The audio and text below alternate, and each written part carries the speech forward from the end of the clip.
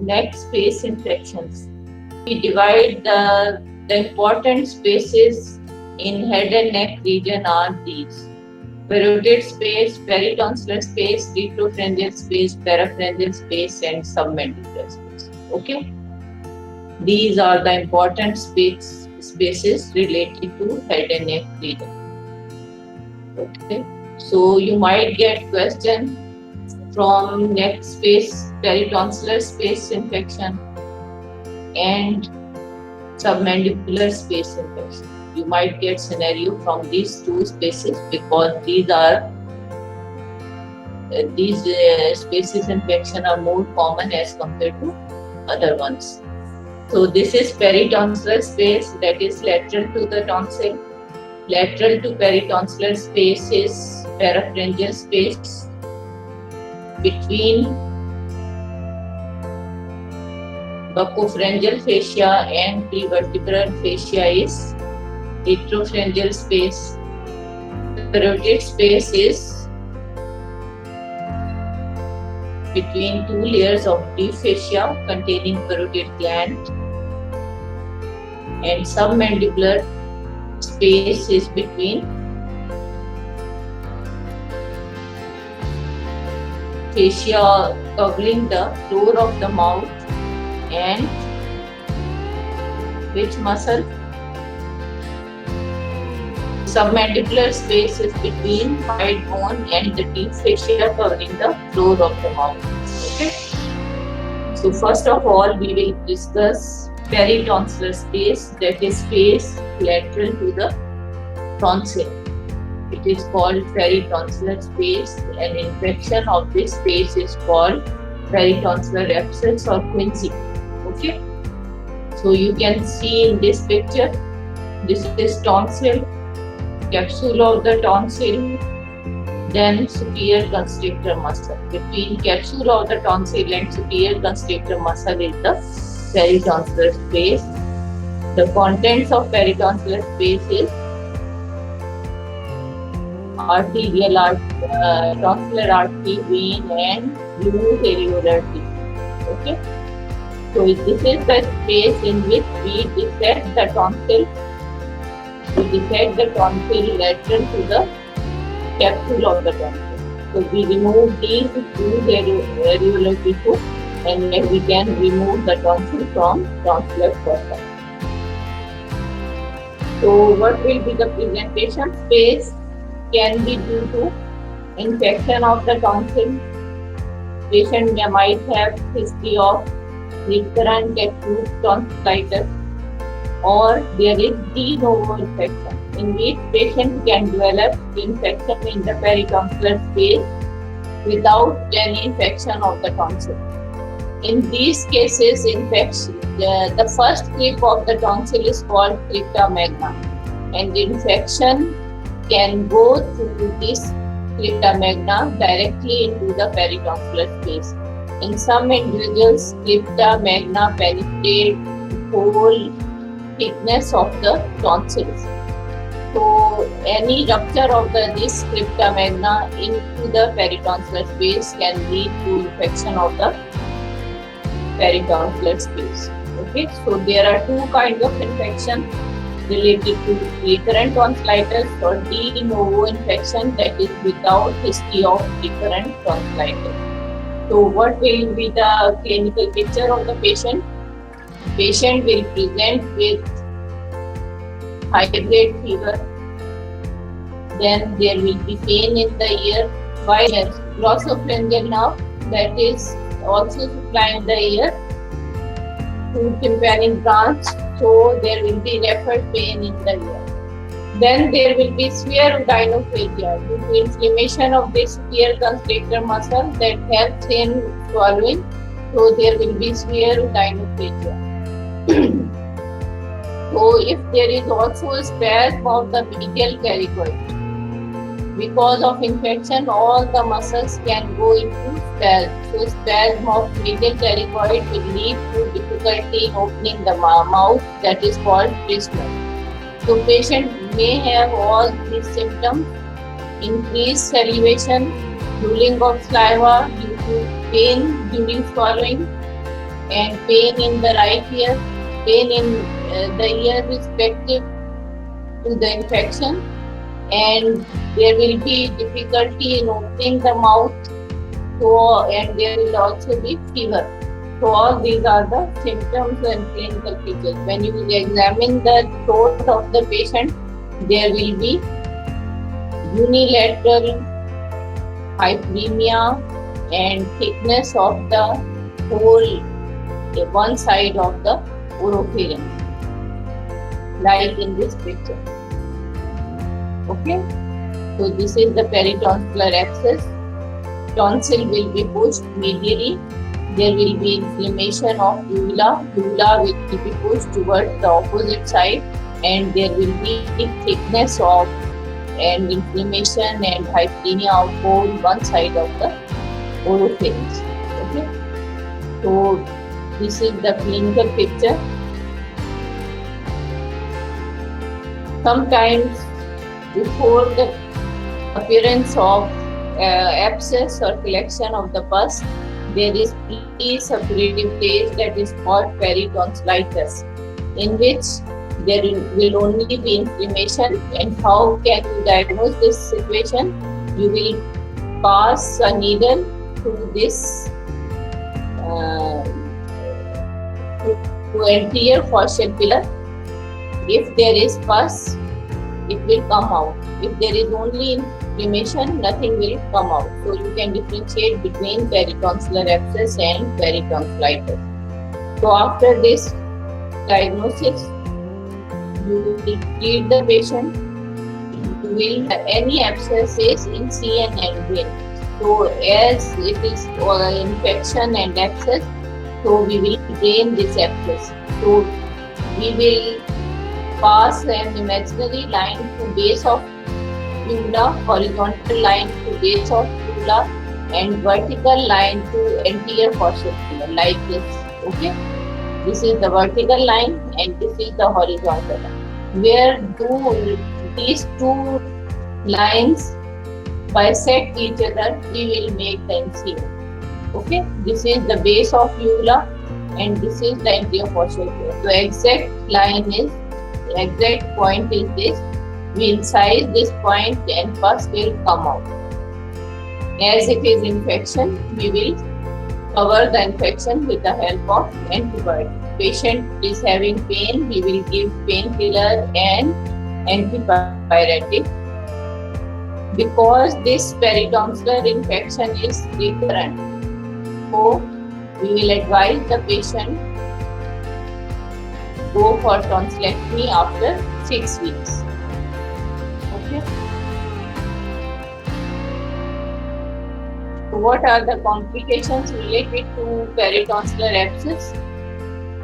Infection can go into other spaces because peritonsillar space is medial to parapharyngeal space. You can see in this picture, this is peritonsillar space and this is parapharyngeal space.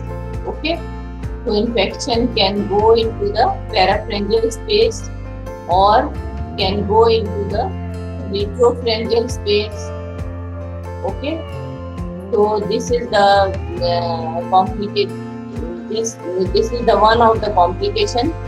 Peritonsillar space infection can involve other spaces, and the other important complication is that it will lead to thrombosis of major vessels.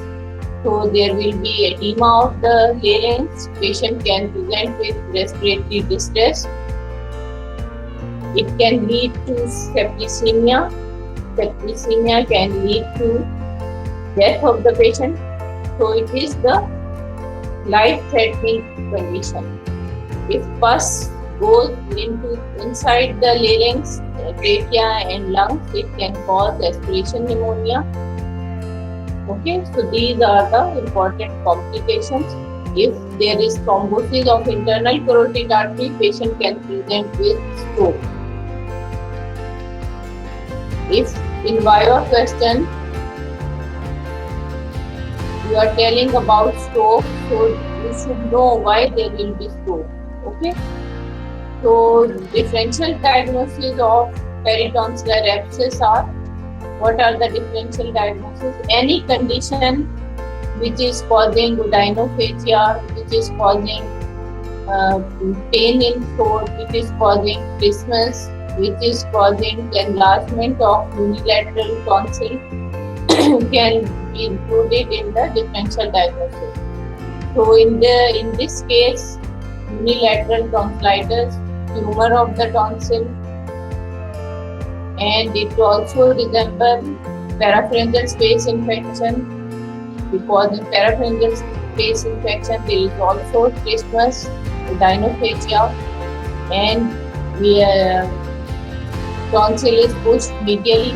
The tumor of the tonsil, tumor of the parapharyngeal space, and symptoms also resemble Ludwig angina. In Ludwig angina is also there is gudinophagia, difficulty in opening the mouth, and there is fever. In acute epiglottitis, throat will be normal, but symptoms can resemble peritonsillar space infection, in which there is gudinophagia and respiratory distress. So all the conditions that can resemble whose clinical features resemble peritonsillar abscess should be included in the differential diagnosis. All these are the different.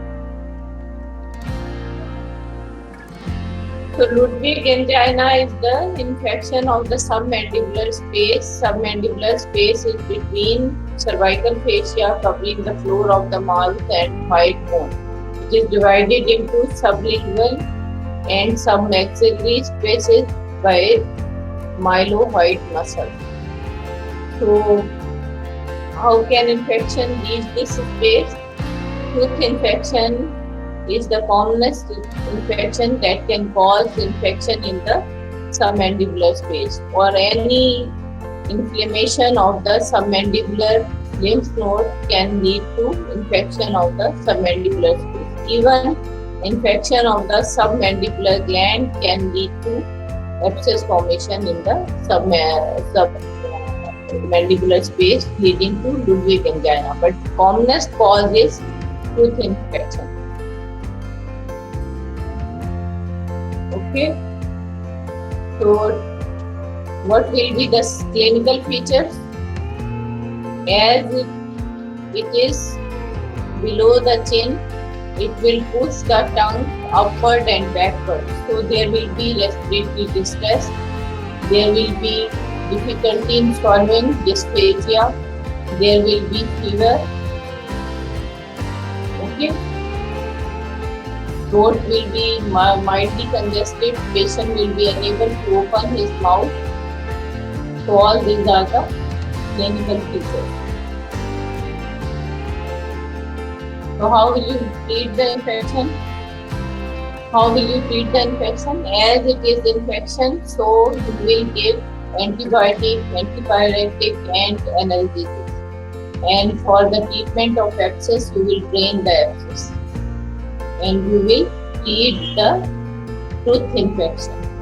Okay. So what will be the complications? Complications are usually same. Infection can go into another space, or infection can lead to thrombosis of vessels leading to laryngeal edema. Why there will be laryngeal edema? Because of thrombosis of jugular vein, drainage, lymphatic drainage and venous drainage will be stopped. So there will be laryngeal edema. Patient can present with respiratory distress. Patient can aspirate because saliva gets accumulated in the hypopharynx due to, or in the oropharynx due to dysphagia. So there will be aspiration of the secretions. Retropharyngeal space infections. Retropharyngeal space is between the prevertebral fascia and buccopharyngeal fascia. The important contents of this space are the lymph nodes. Okay.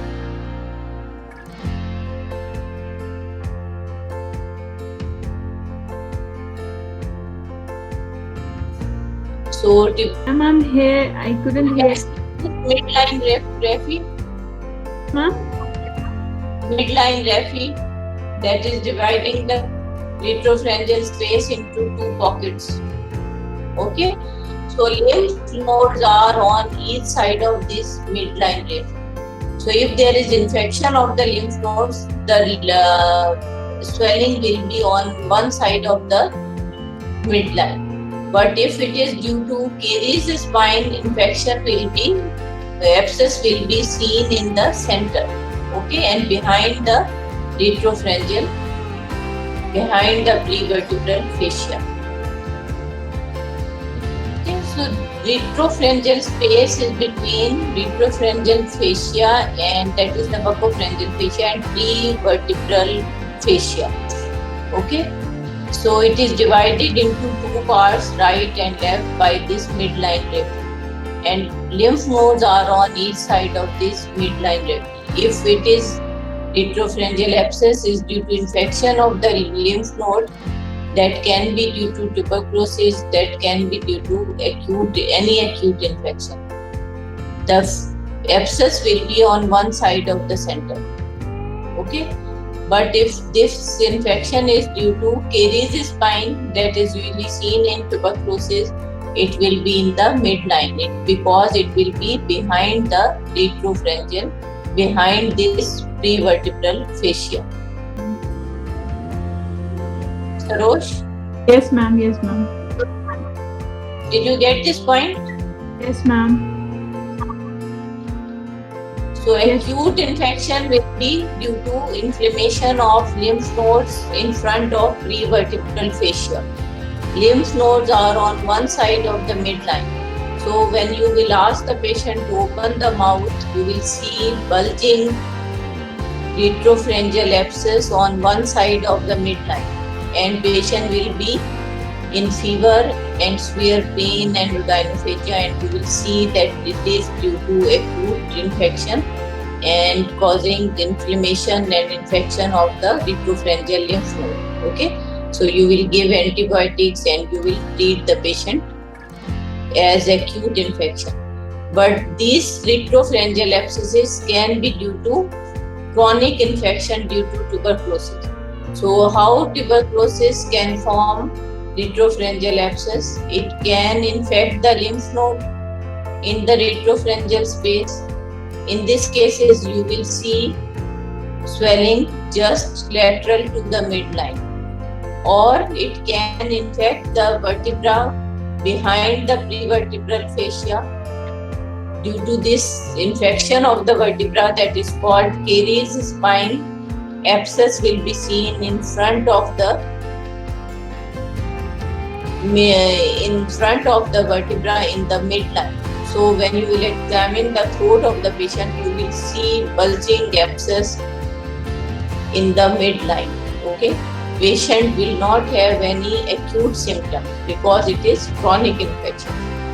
There will be bulging in the throat, in the posterior wall. Patient may have rhinophagia, dysphagia, and there will be all the signs and symptoms of tuberculosis. That is evening rise temperature, that is weight loss, that is night sweats. Okay, so all the signs and symptoms of tuberculosis, that is the chronic infection. Now Hatim, your treatment will be in acute infection. You will give antibiotic, painkiller, and you will drain the abscess through peroral route. Peroral route means you will ask the patient to open the mouth, and through forceps you will insert the forceps or needle through wall of the posterior wall of the oropharynx, and you will drain this abscess. Okay. If it is chronic infection, acute signs and symptoms will be absent, but there will be swelling in the throat.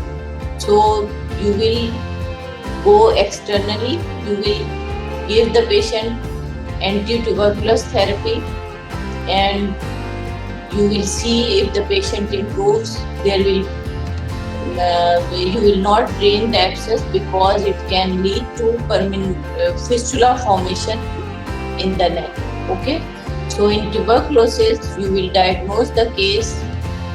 You can aspirate the pus, and you can send it for culture sensitivity, and you will start anti-tuberculous therapy. Patient will be, if patient is okay, you will send the patient to home. If there is swelling, then you will drain this swelling externally. Okay. But in acute cases, you will drain through intraoral route. The sign and symptoms of parapharyngeal space infection resemble peritonsillar space infection. What are these signs and symptoms? Najeeb are also seen in parapharyngeal space infection. But along with these signs and symptoms, there will be paralysis of last 4 cranial nerves. Okay. Patient will have high-grade fever. Patient will be highly toxic as compared to peritonsillar space infection. There will be severe rhinophagia, drooling of saliva, difficulty in opening the mouth, pain in the ear, as well as there will be hoarseness of voice, there will be dysphagia, there will be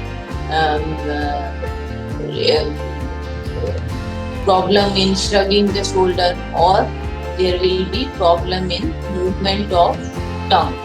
Okay, so last 4 cranial nerves will be involved in this case. So how infection can go into the parapharyngeal space?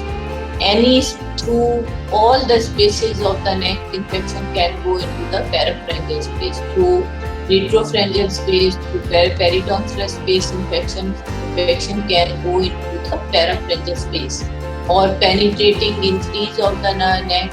What is dissolved abscess? Of the tip of the mastoid process, and it ruptures into the parapharyngeal space medial to sternocleidomastoid muscles. Then it will go into the parapharyngeal space, that is called dissolved abscess, can go into the parapharyngeal space infection. Okay. So how will you treat the infection? You will patient, you will treat injectable antibiotics, and you will drain the abscess. Clinical features will be, all these will be the symptoms, and when you will examine the throat, tonsil will be pushed medially, and there will also be external swelling, and there will be involvement of last 4 cranial nerves. Okay.